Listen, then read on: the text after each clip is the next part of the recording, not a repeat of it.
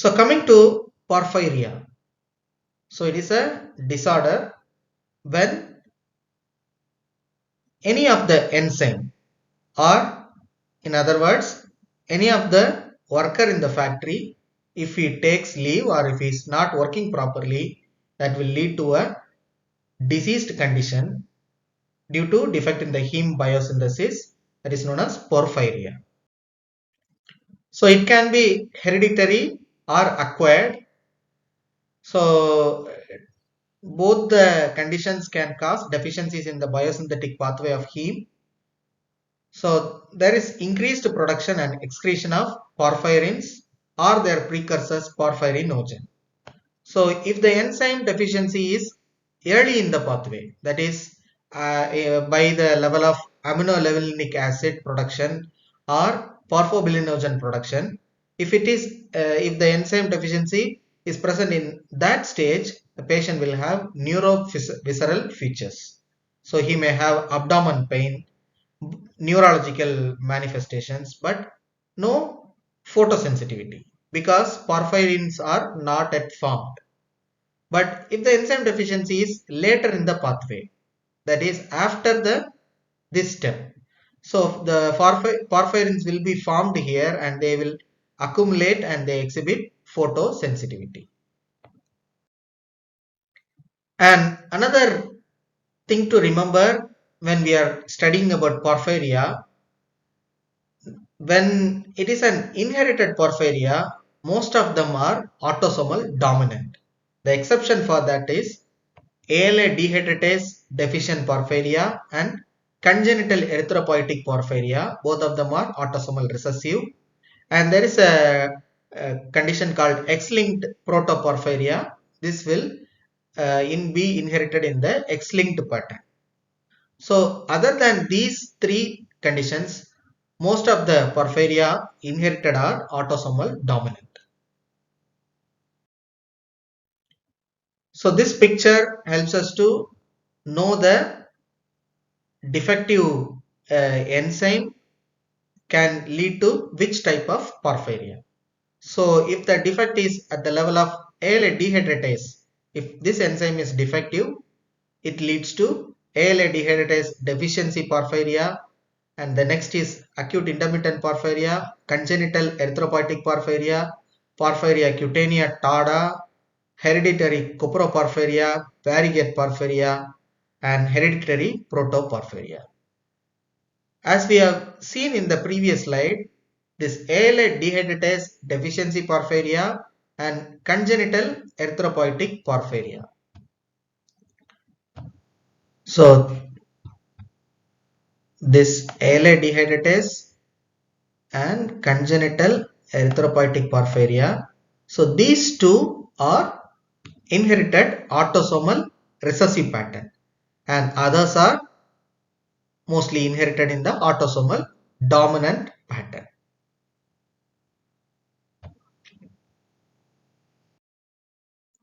So mutation in the various genes leads to abnormalities of enzymes of heme synthesis, and if the enzyme is deficient at the earlier stage, that is at the level of ALA and PBG, it will be accumulated and that leads to neuropsychiatric signs and symptoms. If it is at the later stage, that leads to accumulation of porphyrinogens in the skin and tissues. So this porphyrinogen, when it is exposed to light, they have the capability to become porphyrins, and that is why these patients will have photosensitivity. So other way to classify porphyria is based on the hepatic porphyria and erythropoietic porphyria. So this hepatic porphyria includes most of the porphyria. The erythropoietic porphyria includes congenital erythropoietic porphyria. The name itself has erythropoietic, so we can remember it easily. So first porphyria, that is ALA dehydratase deficient porphyria. So aminolevulinic acid will be accumulated. Delta aminolevulinic acid will be accumulated. So this porphyria is also known as DOS porphyria or plumbo porphyria. So the lead intoxication. So lead has the ability to inhibit the ALA dehydratase enzyme and ferrochelatase.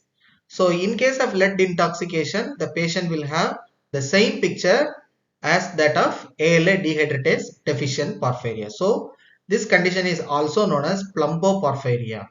From the name of the lead, that is plumboporphyria. And also other condition, tyrosinemia type 1 also resembles this porphyria, because in tyrosinemia type 1 there will be accumulation of succinyl acetone, which is structurally similar to aminolevulinic acid. So it is also mimics the ALA dehydratase deficient porphyria, and this is a rare porphyria. So coming to the second porphyria, the acute intermittent porphyria. This is the most common acute porphyria, and the most common symptom is abdomen pain, and the patient may have tachycardia. The enzyme deficient is porphobilinogen deaminase or HMB synthase, hydroxymethylbilin synthase or UPG1 synthase. So what will be accumulated here? Accumulation of porphobilinogen. So, and delta aminolevulinic acid in the blood and urine. So since here no porphyrinogens or porphyrin are formed at this stage, the patient will not have photosensitivity. So the neurological and visceral manifestations will be there. Patient will have acute abdomen, he will have confusion, agitation, sensory and motor disturbances. So this porphyria can be precipitated by drugs. As we know that barbiturates can increase the synthesis of heme by inducing the ALA synthase. So in this kind of patients, this ALA synthase, if it is more active, more amount of delta aminolevulinic acid will be formed, more amount of porphobilinogens will be formed, and that will make this condition more severe. So if we see the urine of this patient, normally when we are collecting, it will be colorless, since porphobilinogens are colorless. And when you make the urine to stand for some time, it undergoes photooxidation to give a pink color. So if we want to work up a patient to find out whether he has porphobilinogen in the urine should be collected carefully. The urine should be freshly collected. We should not allow the urine to stand for more time. That will lead to photooxidation and will give a false positive or a wrong misguidance in our diagnosis. So urine should be freshly collected and transported in dark bottles in order to avoid the exposure to the light. So next, porphyria, congenital erythropoietic porphyria. This is the very important porphyria. So here the pattern of inheritance is autosomal recessive and also known as Gunther's disease, and the enzyme deficiency here is uroporphyrinogen 3 synthase. So the hydroxymethylbilane cannot be converted to the actually needed uroporphyrinogen 3. So instead of that, it undergoes spontaneous cyclization to form uroporphyrinogen 1 and coproporphyrinogen 1. So what is the danger here is these two, the type 1, that is the symmetrical type, it cannot be metabolized in our body, and these porphyrinogens can become porphyrins. That means uroporphyrinogen can become uroporphyrin, coproporphyrinogen can become coproporphyrin when they are exposed to light. So this leads to the clinical features like brownish discoloration of the teeth, and the patient has non-immune hydrocephalus, and the urine will become port wine color due to excretion of type 1 porphyrins, and there will be erythrodontia, that is nothing but red color fluorescence of teeth when we are exposing to UV light. So uroporphyrinogen 1 and coproporphyrinogen 1 will be accumulated in this patient. So if you recall the case which we have discussed at the starting of this session, we can see all these features are present in that patient. So this condition is also known as vampire's disease. So due to erythrodontia, the port wine urine, the brownish discoloration of the teeth, there will be gum receding and fang-like teeth. So all these will look like make the patient to look like a vampire. So the repeated attacks of dermatitis and scarring due to photosensitivity give rise to a monkey-like face because of repeated scarring of the face, and it also mimics leprosy. So next, porphyria, it is Porphyria cutanea tarda. So here the enzyme deficient is uroporphyrinogen decarboxylase. So uroporphyrinogen 3 is formed, but it cannot be converted to coproporphyrinogen 3. So this is the most common porphyria, and the good thing about this porphyria is it is readily treatable.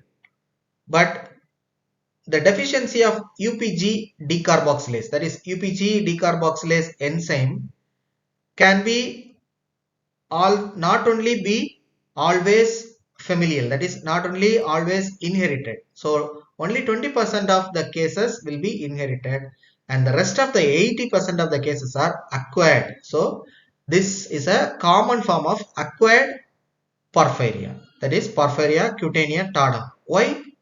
Because this UPG decarboxylase enzyme is inhibited by compound like iron. So in case of hemochromatosis, porphyria, the patient with hemochromatosis, there will be this porphyria cutanea tarda will be manifested. And alcohol intake can inhibit this enzyme. HIV infection, hepatitis C infection can inhibit this enzyme. So 80% of the cases of Porphyria cutanea tarda are acquired, only 20% are familial. So since porphyrins are formed in these patients, they will have photosensitivity and blisters when they are exposed to sun. And the important thing about this blister is when it is not controlled or no proper care is given for this, it will become infected, and the infection can spread to the inner layers of the skin, and it can reach up to the bone, and it can erode the bone to form osteomyelitis. So these blisters are still have more dangerous potential to become an infectious zone. And the next type is hereditary coproporphyria. It is an autosomal dominant type due to the deficiency of coproporphyrinogen oxidase. So protoporphyrin will not be formed, coproporphyrinogen will be accumulated. And the other type is Variegate Porphyria. It is also an autosomal dominant due to the deficiency of protoporphyrinogen oxidase. So protoporphyrinogen will be formed, protoporphyrin could not be formed. So the other type is Erythropoietic Protoporphyria. So the most common protoporphyria in children. So it is the second most common porphyria in adults. And the thing here is there will be photosensitivity but no blisters. It is a non-blistering photosensitivity. So the biochemical defect here is ferrochelatase enzyme. So protoporphyrin will be formed, and due to this enzyme deficiency, heme could not be formed. Iron could not be incorporated to the porphyrin ring. So iron porphyrin complex could not be formed, that is heme could not be formed. So the patient will have increased free protoporphyrin in the erythrocytes. So this tabular column shows the porphyria and their corresponding enzyme defect. So how will you diagnose a patient with porphyria? First, we can examine the urine and blood of the patient, there will be increased amount of porphyrins and their precursors. Since the porphyrins have fluorescence under UV light, we can examine them under UV light, and enzyme studies can be done, genetic mutation studies can be done for the particular defect, and we can demonstrate the Soret band. So all porphyrins will have an absorption band at 400 nanometer. So if we can demonstrate this, the Soret band, then the patient is having porphyrins in his blood or urine. So another test is Ehrlich's test. So it gives positive for both urobilinogen and porphobilinogen. So if the patient has urobilinogen or porphobilinogen, this test will be positive. So if we want to distinguish specifically whether the patient has porphobilinogen, we have to do the other test, Watson-Schwartz test. It helps us to distinguish whether between urobilinogen and porphobilinogen, because this test gives only positive when the porphobilinogen is present. So Ehrlich's test is for both of these things. Watson-Schwartz test is specific for porphobilinogen. There is a term called X-linked protoporphyria. So it will be inherited in the X-linked pattern, and here there is increased activity of ALA synthase. The rate limiting enzyme will be activated in the increased level due to gain of function mutation. So there is a mutation in the this enzyme genetic level. So that leads to increased activity of ALA synthase. So that causes protoporphyria. And since this is an X-linked disease, only male patients are affected. Another term called X-linked sideroblastic anemia. So this is not a porphyria. Here there is a congenital defect in the ALA synthase. So ALA synthase will not utilize the raw materials succinyl CoA and glycine. So the heme will not be formed. Patient will have iron is available, but it will not be incorporated into the hemoglobin due to the non-availability of heme. So an abnormal form of RBC will be formed, that is known as ringed sideroblasts. So the patient will have anemia, and sideroblasts are nucleated erythrocytes with granules of iron accumulated in the mitochondria surrounding the nucleus. So this is the picture of ringed sideroblasts. So what happens to the synthesized heme? So the heme which is synthesized, it will attach to a protein. So in our body we have many number of heme containing proteins. The most common is hemoglobin. So heme attaches with globin to form hemoglobin, and it also forms myoglobin.